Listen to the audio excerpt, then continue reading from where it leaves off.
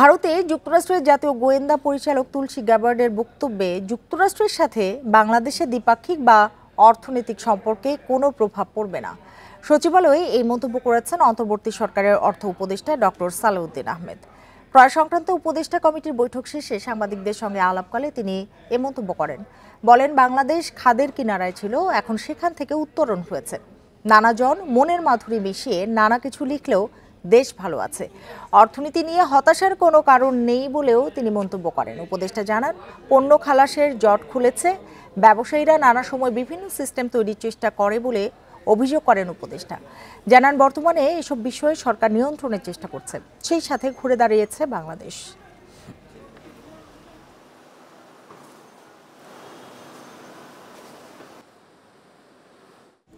এই ঈদে জামা জুতো অ্যাক্সেসরিজের ডিসকাউন্ট। এর আগে বাংলাদেশে সংখ্যালঘু নির্যাতন হচ্ছে মার্কিন জাতীয় গোয়েন্দা পরিচালক তুলসী গ্যাবার্ডের এমন মন্তব্যে উদ্বেগ প্রকাশ করে অভিযোগ ভিত্তিহীন বলে জানায় প্রধান উপদেষ্টার কার্যালয়। সোমবার রাতে এ বিষয়ে প্রধান উপদেষ্টার ফেসবুক অ্যাকাউন্টে বিজ্ঞপ্তি প্রকাশ করা হয়।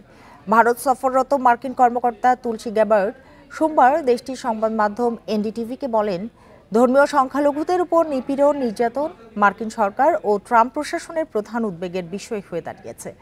বাংলাদেশে ইসলামী চরমপন্থা মাথা চাড়া দিতে পারে বলেও উদ্বেগ প্রকাশ করেন তিনি। তুলসী গ্যাবার্ডের এমন মন্তব্য বিভ্রান্তিকর এবং বাংলাদেশের ভাবমূর্তি ও সুনামের জন্য ক্ষতিকর বলেছে প্রধান উপদেষ্টা দপ্তর। দেশে ঐতিহ্যগতভাবে শান্তিপূর্ণ ও অন্তর্ভুক্তিমূলক ইসলাম চর্চার জন্য সুপরিচিত এবং চরমপন্থা ও সন্ত্রাসবাদের বিরুদ্ধে লড়াইয়ে অসাধারণ অগ্রগতি অর্জন করেছে বলে জানানো হয় বিবৃতিতে। গ্যাবার্ডের মন্তব্য কোনো নির্দিষ্ট প্রমাণ বা অভিযোগের উপর ভিত্তি করে করা হয়নি বলে ওই বিবৃতিতে জানায় সরকার।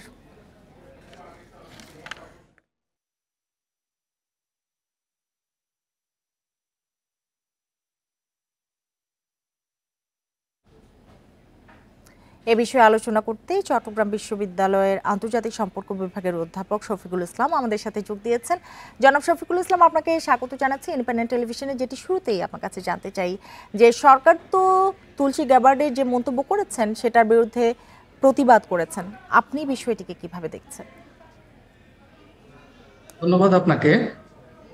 আমি মনে করি যে বাংলাদেশ এবং মার্কিন যুক্তরাষ্ট্রের মধ্যে এইসব ক্ষেত্রে সম্পর্কের কোনো প্রভাব পড়বে না। আর তুলসী গ্যাবার্ডের যে মন্তব্য করেছেন এবং উদ্যোগ জানিয়েছেন সেটা কোনো তথ্য উপাত্তের উপর ভিত্তি করে উনি করেননি। আপনারা জানেন যে বিগত বাইডেন প্রশাসনের আমল থেকে বাংলাদেশের সাথে মার্কিন যুক্তরাষ্ট্রের সম্পর্ক হচ্ছে নিবিড় সম্পর্ক এবং 1-to-1 রিলেশন। এবং আগে যে বলা হতো যে ভারতের চোখ দিয়ে বাংলাদেশকে দেখা, মার্কিন যুক্তরাষ্ট্র ভারতের চোখ দিয়ে বাংলাদেশকে দেখে এবং বাংলাদেশকে ভারতের, বিশেষ করে সাউথ এশিয়াকে ভারতের নিয়ন্ত্রণে দেওয়ার একটা নীতি মার্কিন যুক্তরাষ্ট্র অবলম্বন করেছিল, সেটা থেকে কিন্তু বেরিয়ে আসছে। আমি মনে করি যে ট্রাম্প প্রশাসনও সেটা অব্যাহত রাখবেন এবং সেটা আমরা ইতিমধ্যেই তার একটা প্রতিফলন দেখতে পাচ্ছি।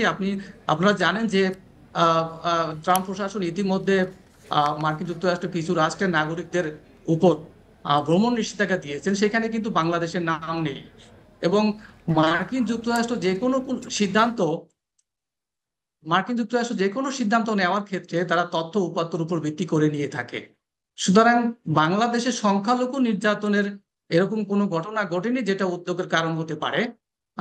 প্রথম দিকে জুলাই অভ্যুত্থানের প্রথম দিকে যে দুই একটি বিচ্ছিন্ন ঘটনা ঘটেছে সেগুলো আসলে রাজনৈতিক কারণে। যেসব সংখ্যালঘু ব্যক্তি আক্রান্ত হয়েছেন এবং নির্যাতনের শিকার হয়েছেন তারা আসলে রাজনৈতিক নেতা ছিলেন।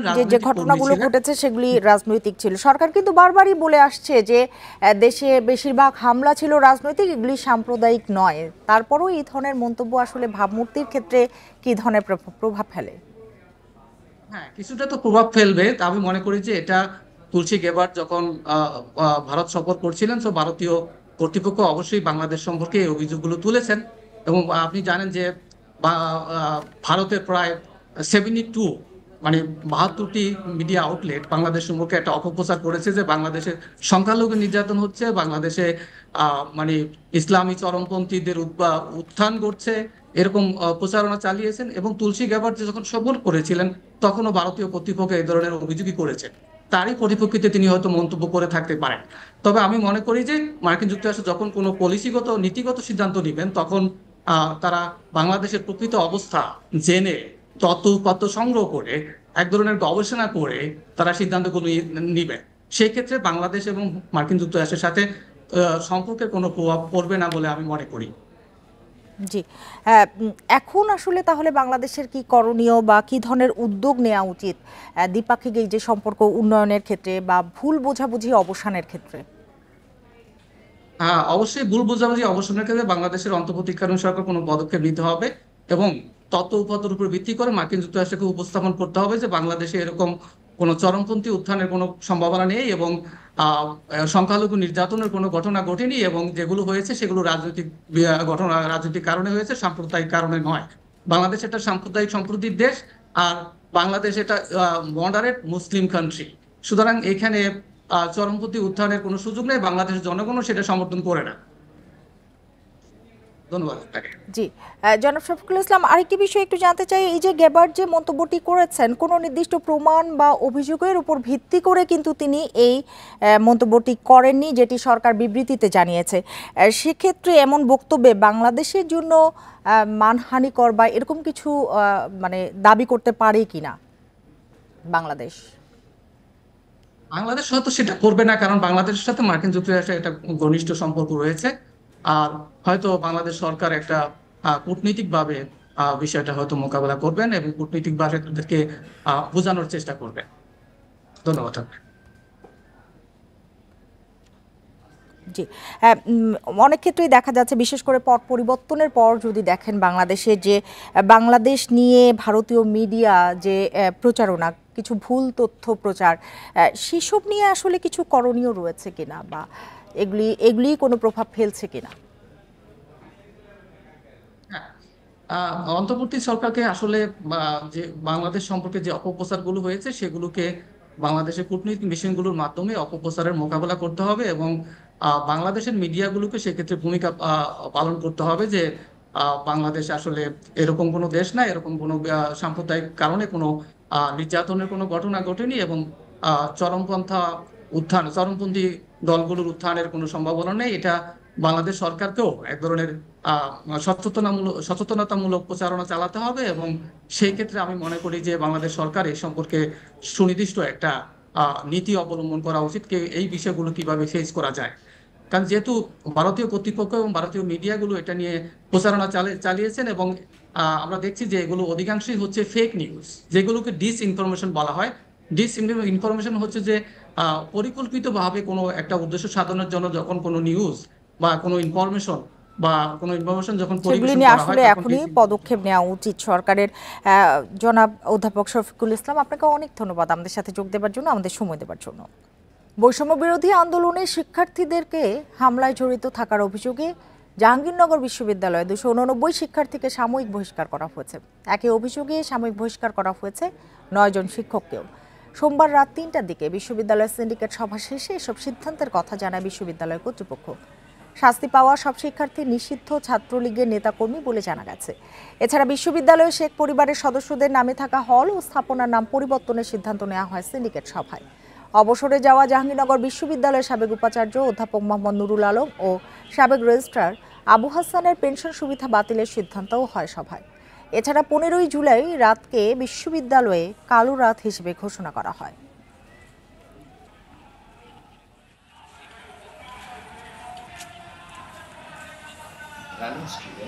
ছিল তাদের ক্ষেত্রে নিয়ম অনুযায়ী তাদের অপরাধ বিবেচনায় নিয়ে সাময়িক বহিষ্কার করা হয়েছে এবং তারা প্রাক্তন ছাত্র নয়, তাহলে তাদের ক্ষেত্রে ফলাফল স্থগিত হয়েছে।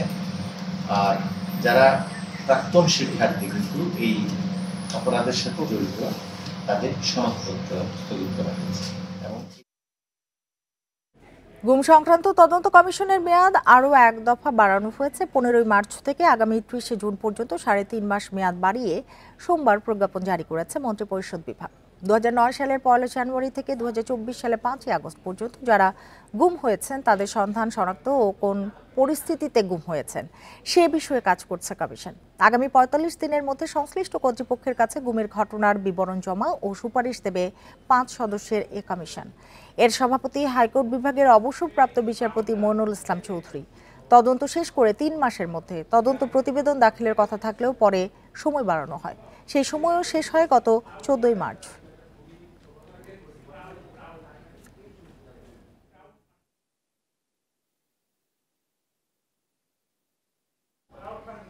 দীর্ঘ প্রতীক্ষার পর খুলল যমুনা রেল সেতু। যমুনা নদীর উপর নির্মিত দেশের দীর্ঘতম এই সেতু পার হতে লাগছে 3 মিনিট। এতে উত্তরাঞ্চল সহ দেশের যোগাযোগ, বাণিজ্য ও অর্থনীতিতে নতুন মাত্রা যোগ হবে। বেলা 12টার দিকে সেতুটির উদ্বোধন করেন রেলপথ মন্ত্রণালয়ের সচিব ফাহিমুল ইসলাম। যমুনা নদীতে বর্তমান সড়ক সেতুর পাশে নতুন এই রেল সেতুটি নির্মাণ করা হয়েছে। আসা যাওয়ার রয়েছে 2টি লাইন। গত 12 ফেব্রুয়ারি থেকে নতুন একটি লাইন দিয়ে ট্রেন চলাচল শুরু হয়। সেতুটি 2টি লাইনেই চলবে ট্রেন। ডাবল ট্র্যাকের নতুন রেল সেতুতে ট্রেন চলতে পারবে 120 কিলোমিটার গতিতে। যমুনা রেল সেতু হয়ে চলা ট্রেনের আসন ভেদে ভাড়া বাড়বে 45 থেকে 160 টাকা পর্যন্ত, আর তা কার্যকর হবে 19 মার্চ থেকে। 4.8 কিলোমিটার দীর্ঘ নতুন রেল সেতু নির্মাণের প্রকল্প নেওয়া হয় 2016 সালে। এর নির্মাণে ব্যয় হয়েছে প্রায় 16,800 কোটি টাকা।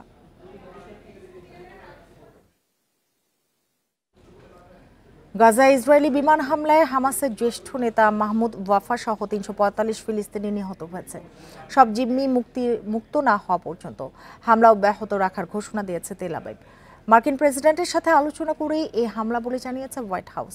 অন্যদিকে নেতানিয়াহু চরমপন্থী সরকার যুদ্ধবিরতি চুক্তি বাতিল করতেই এমন পদক্ষেপ নিয়েছে বলে অভিযোগ হামাসের। বিশ্ববাসীকে এই হামলার প্রতিবাদ জানানোর আহ্বান গোষ্ঠীটির। দীর্ঘ 15 মাসের ইসরায়েলি আগ্রাসনের পর গত 19 জানুয়ারি যুদ্ধবিরতি কার্যকরে স্বস্তি পেয়েছিল গাজাবাসী। কিন্তু মঙ্গলবার আবারও ইসরায়েলের বর্বরতায় ঘুম ভাঙে গাজার ফিলিস্তিনিদের।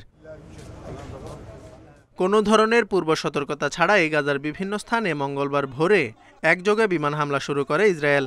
এতে নারী শিশুসহ অনেক ফিলিস্তিনি নিহত হয়। 19 জানুয়ারি প্রথম ধাপের যুদ্ধবিরতির পর একে সবচেয়ে বড় হামলা বলছে রয়টার্স। বিমান হামলার পাশাপাশি গাজায় স্থল হামলাও শুরু করেছে আইডিএফ।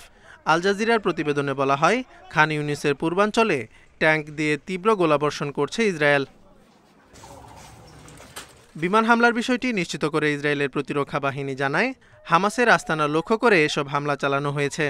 এছাড়া ইসরায়েলি প্রধানমন্ত্রীর কার্যালয় জানায়, দ্বিতীয় ধাপের যুদ্ধবিরতির আলোচনা ব্যর্থ হওয়ায় এমন পদক্ষেপ নেওয়া হয়েছে। আলোচনা ব্যর্থ হওয়ার জন্য হামাসকে দায়ী করেছেন ইসরায়েলি প্রধানমন্ত্রী বেনিয়ামিন নেতানিয়াহু। হামাস জিম্মিদের মুক্তি না দেয়ায় গাজায় আরও কঠোর পদক্ষেপ নিতে সেনাবাহিনীকে নির্দেশ দিয়েছেন তিনি। The Israeli Air Force initiated a series of attacks against Hamas targets in Gaza. Israeli বিমান বাহিনী গাজায় হামাসের স্থাপনায় ধারাবাহিকভাবে আক্রমণ শুরু করেছে।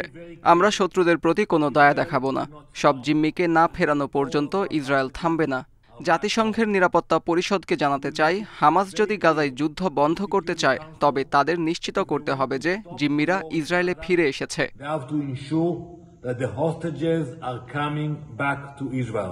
এদিকে তেল আবিব মার্কিন প্রেসিডেন্ট ডোনাল্ড ট্রাম্পের সাথে আলোচনা করে এই হামলাটি চালিয়েছে বলে জানিয়েছে হোয়াইট হাউস। অন্যদিকে এই হামলা চালিয়ে ইসরায়েল একতরফাভাবে 19 জানুয়ারি থেকে শুরু হওয়া গাজায় যুদ্ধবিরতি শেষ করেছে বলে জানিয়েছে হামাস। এতে জিম্মিরা এক অজানা পরিণতির মুখোমুখি হচ্ছে বলেও হুঁশিয়ারি করে গোষ্ঠীটি। তাছাড়া তেল আবিব ইচ্ছাকৃতভাবে যুদ্ধবিরতিতে পৌঁছানোর সব প্রচেষ্টা পণ্ড করেছে বলে মন্তব্য করেছে ফিলিস্তিনি ইসলামিক জিহাদ। Zubair Hossain, Independent News. গত রমজানে দৈনিক 500 থেকে 700 মেগাওয়াট লোডশেডিং হলেও এবার নিরবচ্ছিন্ন বিদ্যুৎ পাচ্ছেন গ্রাহকরা। কারণ বাড়তি চাহিদা মেটাতে আগে থেকেই পরিকল্পনা মতো জ্বালানি আমদানিতে গুরুত্ব দিচ্ছে সরকার। বিশেষজ্ঞরা বলছেন, বিদ্যুৎ যোগানে সাময়িক চ্যালেঞ্জ মোকাবিলায় সফল হলেও টেকসই সমাধানে দীর্ঘমেয়াদী অর্থ সংস্থানের পরিকল্পনা জরুরি। গত বছর মার্চের মাঝামাঝি শুরু হয় রমজান মাস। বিদ্যুৎ বিভাগের তথ্য বলছে, দিনের বেলায় সর্বোচ্চ 513 মেগাওয়াট লোডশেডিং ছিল 14 মার্চ, আর রাতে সর্বোচ্চ ছিল 30 মার্চ 6 66 মেগাওয়াট। ওই দিনই সর্বোচ্চ বিদ্যুৎ উৎপাদন ছিল 13,353 মেগাওয়াট। চলতি বছর রমজানে নিরবচ্ছিন্ন বিদ্যুৎ সরবরাহের পরিকল্পনা নেয় অন্তর্বর্তী সরকার। এলএনজি, কয়লা, ফার্নেস অয়েলের আমদানিতে অর্থের যোগান নিশ্চিতে বাংলাদেশ ব্যাংক গভর্নর, অর্থ উপদেষ্টার সঙ্গে বৈঠক করেন বিদ্যুৎ উপদেষ্টা। আশ্বাস দেন যান্ত্রিক ত্রুটি ছাড়া রমজানে লোডশেডিং হবে না। আমরা ইনশাআল্লাহ চেষ্টা করব রোজার মাসকে সম্পূর্ণভাবে লোডশেডিং মুক্ত রাখতে। এই জন্য অতিরিক্ত জ্বালানি আমদানি করতে হবে। চলতি মাসের প্রথম 2 সপ্তাহে বিদ্যুতের চাহিদা ছিল 13,000 মেগাওয়াটের মধ্যে। তারপর চাহিদা 15,000 মেগাওয়াট ছাড়ালেও প্রায় পুরোটাই যোগান দেয়া গেছে। আদানির কেন্দ্র থেকে 1350, ভারতের অন্যান্য উৎস থেকে আসছে প্রায় 1000 মেগাওয়াট বিদ্যুৎ। বেড়েছে গ্যাস, কয়লা, তরল জ্বালানির বিদ্যুৎ উৎপাদন। তবে বিদ্যুৎ ও জ্বালানির বড় অঙ্কের বকেয়া নিয়ে শঙ্কায় বিশ্লেষকরা। রমজানের মতো একটা গুরুত্বপূর্ণ মাসে বিদ্যুৎ সরবরাহ স্বাভাবিক রাখতে পারাটা এবং এইভাবে ক্রাইসিস ম্যানেজমেন্ট করাটাকে আমরা আপাতভাবে ইতিবাচক দেখছি। তবে আমরা সিপিডির পক্ষ থেকে যে রিকমেন্ডেশনটি দিয়েছি যে এই ধরনের ক্রাইসিস ম্যানেজমেন্ট দীর্ঘদিনের জন্য সহায়ক কোনো উদ্যোগ নয়, সরকারকে দীর্ঘদিনের জন্য একটা ফাইন্যান্সিয়াল প্ল্যান বের করতে হবে। রমজানের শেষ দিনগুলোতে তাপমাত্রা বৃদ্ধির সঙ্গে বিদ্যুতের চাহিদাও বাড়বে বলে মনে করেন পর্যবেক্ষকরা। তাদের মতে লোডশেডিং মুক্ত রাখতে অতিরিক্ত উৎপাদনে সরকারের ওপর বাড়বে ভর্তুকির চাপ। Hari Saha, independent news, Dhaka. ঈদে অতিরিক্ত যাত্রীর জন্য পূর্বাঞ্চল রেলের 90টি কোচ মেরামত করা হচ্ছে চট্টগ্রামের কারখানায়। তবে এবার 2টি রুটে স্পেশাল ট্রেন বাতিল করা হয়েছে রেল কর্তৃপক্ষের দাবি। চাহিদা কম থাকা আর ইঞ্জিন, কোচ ও জনবল কম থাকাই এর কারণ। তবে এ দাবির বিপক্ষে অবস্থান নিয়ে সচেতন নাগরিকরা বলছেন সড়কে নিরাপত্তা ঘাটতিতে চাপ বাড়বে রেলের ওপর। চট্টগ্রামের পাহাড়তলী রেলওয়ে কারখানার সব কর্মীরই এখন ব্যস্ততা বেশি। ঈদযাত্রা শুরুর আগে ঠিক করতে হবে ট্রেনের কোচ। এবার অতিরিক্ত যাত্রীর জন্য পুরনো এবং দুর্ঘটনায় ক্ষতিগ্রস্ত 90টি কোচ মেরামতের উদ্যোগ পূর্বাঞ্চল রেলের। এর মধ্যে 7টির কাজ শেষ। কোচ মেরামতে তোড়জোড় চললেও গেলবারের চেয়ে 2 জোড়া স্পেশাল ট্রেন কমেছে এবার। এর একটি চট্টগ্রাম চাঁদপুর এবং অন্যটি চট্টগ্রাম ময়মনসিংহ রুটের। রেল কর্মকর্তারা বলছেন যাত্রীর চাহিদা কমে যাওয়া এবং জনবল, ইঞ্জিন ও কোচ সংকটই এই সিদ্ধান্তের কারণ। এদিকে চট্টগ্রাম কক্সবাজার রুটে গেল বছরে স্পেশাল ট্রেনটি এখন নিয়মিত চলছে। 20 তারিখ থেকে 24 তারিখের মধ্যে সবগুলো গাড়ি আমাদের পরিবহন বিভাগে যাত্রী পরিষেবার জন্য সংযুক্ত হবে বলে আমরা আশা করছি। যদি আমাদের লোকবল স্বল্পতা আছে, আমাদের উপর একটা চাপ। তদুপরিও ঈদে মানুষ যাতে স্বাচ্ছন্দ্যে পরিবহন সেবাটা, রেল পরিবহন সেবা পায়, সেই লক্ষ্যে আমরা সবাই একসাথে কাজ করে যাচ্ছি। রেলপথে যাত্রী কমেছে এমন দাবি মানতে নারাজ সচেতন নাগরিকরা।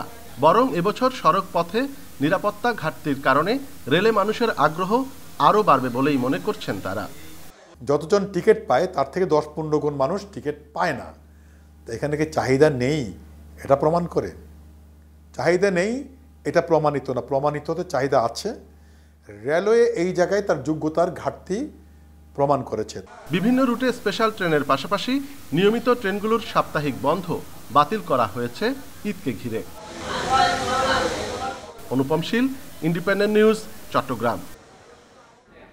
গাইবান্ধার গোবিন্দগঞ্জের প্রত্নতাত্ত্বিক খননে সম্প্রতি 1000 বছর আগে তৈরি প্রাচীন মন্দির সহ নানা নিদর্শন পাওয়া গেছে। এর নির্মাণ শৈলীর সাথে দিনাজপুর, কুমিল্লার প্রাচীন মন্দিরের মিল রয়েছে বলছেন গবেষকরা। এর আগেও এলাকাটিতে পাওয়া যায় গুরুত্বপূর্ণ নানা নিদর্শন। গোবিন্দগঞ্জে ডিসেম্বরে শুরু হওয়া খননের ধারাবাহিকতায় সম্প্রতি খোঁজ মেলে প্রত্নতাত্ত্বিক নিদর্শন সহ 2টি প্রাচীন মন্দিরের। নানা আকারের 5 থেকে 7 সেন্টিমিটার পুরু ইটের তৈরি অবকাঠামোর গাঁথনিতে কালো পাথর আর গুপ্ত আমলের ইট সহ ব্যবহার হয়েছে নানা নির্মাণ উপকরণ। সমুদ্র সমতল থেকে প্রায় 18 মিটার উপরে অন্তত 1000 বছর আগে তৈরি মন্দিরটি 2 তলা বিশিষ্ট। 23-24 এবং 24-25 2 অর্থবর্ষের উৎখননের মাধ্যমে সমুদ্র সমতল পৃষ্ঠের 25.77 মিটার থেকে 17.70 মিটার পর্যন্ত গভীর খনন করি। খননে ইটের স্থাপত্য কাঠামোর পাশাপাশি পাওয়া গেছে গুরুত্বপূর্ণ আরও নিদর্শন। স্থায়ী অবকাঠামোর পাশাপাশি অলংকৃত ইট, পোড়ামাটির ফলক, পোড়ামাটির ফলকের ভগ্নাংশ, মৃৎপাত্রের টুকরা, আয়রন নেইল, টিসি বল ইত্যাদি প্রত্নবস্তু আমরা পেয়েছি। আমাদের খনন আপাতত শেষ এবছর। এ মন্দিরের নির্মাণ শৈলীর সাথে দিনাজপুর ও কুমিল্লায় পাওয়া কয়েকটি প্রাচীন মন্দিরের মিল রয়েছে বলছেন গবেষকরা। রথ প্রজেকশনের একটি মন্দির, যেটি সময়কাল কমপক্ষে 1000 বছর বা আদিম মধ্যযুগের হয়ে থাকবে, এবং পরবর্তীকালের আরেকটি মন্দিরের নমুনা আমরা পাই, যেটাকে 1100 বা 1200 শতকের বলা যাবে। আর এর পরবর্তীকালের আরও কিছু স্থাপনাও আমরা উপরে পেয়েছি। প্রত্নতত্ত্ব অধিদপ্তরের 10 সদস্যের একটি দল গত 4 ডিসেম্বর থেকে এবছর 3 মার্চ পর্যন্ত এই খনন কাজ সম্পূর্ণ করে। Hasibur Rahman, independent news, Gobindaganj, Gaibandha. পাইকার থেকে খুচরা পর্যায়ে হাত বদলের সাথে সাথে প্রায় দ্বিগুণ হয়ে যাচ্ছে লেবুর দাম। আকার ভেদে প্রতি হালি বিক্রি হচ্ছে 50 থেকে 200 টাকায়। লেবু উৎপাদনে বিখ্যাত মৌলভীবাজারেও পাইকারিতে দাম বাড়ায় বিপাকে ব্যবসায়ীরা। পাশাপাশি শুষ্ক মৌসুমের কারণে ফলন কম হওয়ায় সংকট দাবি তাদের। মৌলভীবাজারের উৎপাদিত লেবু দেশের গণ্ডি ছাড়িয়ে বিদেশেও রপ্তানি হয়। তবে এবার শুষ্ক মৌসুমের কারণে ফলন নিয়ে শঙ্কায় লেবু চাষিরা। টিলাগুলোতে লেবুর বাগানের পানির অভাবে বিবর্ণ গাছের পাতা, বাড়তি পরিচর্যার জন্য গুনতে হচ্ছে দ্বিগুণ খরচ। চাষিদের দাবি, আশানুরূপ উৎপাদন হচ্ছে না। পানিও দিবার কোনো কদুত নাই, লাইন নাই, গান শুকনা, এখন এই জন্য মাল দিতে পারতেছি না। কেবল লেবু গাছে ফুল আসছে, যেহেতু অপ্রতুল লেবু, স্বাভাবিকভাবে লেবুর দামটা বাড়বে। এর প্রভাব পড়েছে শ্রীমঙ্গলের পাইকারি বাজারেও। আকার বেঁধে প্রতি পিস লেবুর দাম নেওয়া হচ্ছে 5 থেকে 18 টাকা পর্যন্ত। আড়তে লেবুর সরবরাহ কম থাকায় বিপাকে পড়েছেন ঢাকা, নরসিংদী, ময়মনসিংহ, সিলেট সহ দেশের বিভিন্ন এলাকা থেকে আসা পাইকাররা। এখন 3 সাইজ 4 সাইজ মাল হয়, এই তো আমি এটা কিনছি 800 মাল 9000 টাকা দিয়ে। এখন বর্তমানে মানে পিস একবারে বড়টা যেটা এটা 20-22 টাকা পড়ে, আর একবারে ছোট মিডিয়াম যেটা এটা 8 টাকা, 10 টাকা, 9 টাকা এরকম। খুচরা বাজারে এই লেবুর দাম নেওয়া হচ্ছে প্রায় দ্বিগুণ। স্থান বেঁধে প্রতি হালি লেবু বিক্রি হচ্ছে 50 থেকে 200 টাকায়। পর্যাপ্ত বৃষ্টি না হওয়ায় এবং গাছে রোগবালাইয়ের কারণে উৎপাদনে প্রভাব পড়ার দাবি ব্যবসায়ীদের। লেবুর দামটা অতিরিক্ত অনেক। আগে যে লেবু 30 টাকা আলি কিংবা 20 টাকা আলি কিনা যেত, এটা এখন বর্তমানে 70 টাকা 80 টাকা আলি হয়ে গেছে লেবু। উৎপাদন আমরা এখানে যে দাম, আমি মনে করি বাংলাদেশে অন্যখানে মনে হয় আরো বড় বেশি। বাগান মালিক যারা বড় আছে কিছু শেষ দিতে পারছে, হারের ও হেরা আর সার দিতে পারছে, হেরা এখন বর্তমানে লেবু আছে। তাই সিজন এখন তো মনে মনে সব ফেরা 80টা 85টা বাগানি মাল নাই। বর্তমানে বাজারে 12-13-14 টাকা পিস প্যাকেট এভারেজ। এবছর মৌলভীবাজারে 1724 হেক্টর জমিতে লেবুর চাষাবাদ হয়েছে। এর মধ্যে শ্রীমঙ্গলে রয়েছে 1300 হেক্টরের উপরে। Independent news. লক্ষ্যমাত্রার চেয়ে এবার বেশি জমিতে পেঁয়াজ বীজের চাষ হয়েছে ফরিদপুরে। আবহাওয়া অনুকূলে থাকায় ভালো ফলনের আশাও করছেন চাষিরা। এলাকা থেকে 500 কোটি টাকার বীজ উৎপাদনের আশা কৃষি কর্মকর্তাদের। দূর থেকে দেখে মনে হতে পারে যেন সাদা ফুলের বিশাল চাদর থকে থকে সাজানো, কিন্তু না, এটি কৃষকের যত্নের ফসল পেঁয়াজ বীজের ফুলের জমি। ফরিদপুরের বিস্তীর্ণ জমিতে এখন চোখে পড়বে এমন পেঁয়াজ বীজের শোভা। এবার মৌমাছি কম থাকায় ফুলে হাতের ছোঁয়ায় পরাগায়ন করছে চাষিরা। এজন্য সকাল থেকে সন্ধ্যা পর্যন্ত মাঠেই সময় কাটছে কৃষক কৃষাণীর। এখন পরাগায়নের কাজ চলতেছে। আবহাওয়া যদি ভালো থাকে ইনশাল্লাহ আমরা পেঁয়াজের বীজটা সুস্থভাবে হারভেস্ট করতে পারবো। পরাগায়নটা করলে পারে পুরো বীজটা পুষ্ট হয়, পুষ্ট হলে পারে ধরেন বীজটা পুষ্ট হলে গাছটাও পুষ্ট হয়ে উঠবে। আবহাওয়া অনুকূলে থাকায় ভালো ফলনের আশা করছেন তারা। বাড়ি, লালতি, কিং সহ বিভিন্ন জাতের পেঁয়াজ বীজের আবাদ করেছেন তারা। মন প্রতি বীজের দাম 1.5 লাখ টাকা। ফসল ভালো মাঠের, আমাদের আশা করি দাম গতবারও ভালো পাচ্ছি, আরও আশা করি ভালো পাবো। কৃষি অফিসের তথ্য বলছে দেশের চাহিদার অর্ধেক বীজ উৎপাদন হয় এই জেলায়। এবার জেলায় উৎপাদনের লক্ষ্যমাত্রা 964 টন, যার বাজার মূল্য 500 কোটি টাকা। স্থানীয় যে চাহিদা ফরিদপুর জেলায় 280 মেট্রিক টন, বাকি প্রায় 684 মেট্রিক টন বীজ ফরিদপুরের বাইরে বিভিন্ন জেলায় বিপণন হয়ে থাকে। সার ব্যবস্থাপনা, রোগবালাই, পোকামাকড় ব্যবস্থাপনার জন্য তাদেরকে পরামর্শ দেওয়া হয়। কৃষি অফিস জানিয়েছে এবার বীজ চাষের লক্ষ্যমাত্রা ধরা হয়েছিল 1820 হেক্টর জমিতে, আর চাষ হয়েছে 1854 হেক্টর জমিতে। Independent news. এই ছিল এখনকার সময়। ইন্ডিপেন্ডেন্ট টেলিভিশনের সব খবর আরও বিস্তারিত জানতে চোখ রাখুন ফেসবুক, ইউটিউব এবং এক্সে। ধন্যবাদ সবাইকে এতক্ষণ সাথে থাকার জন্য।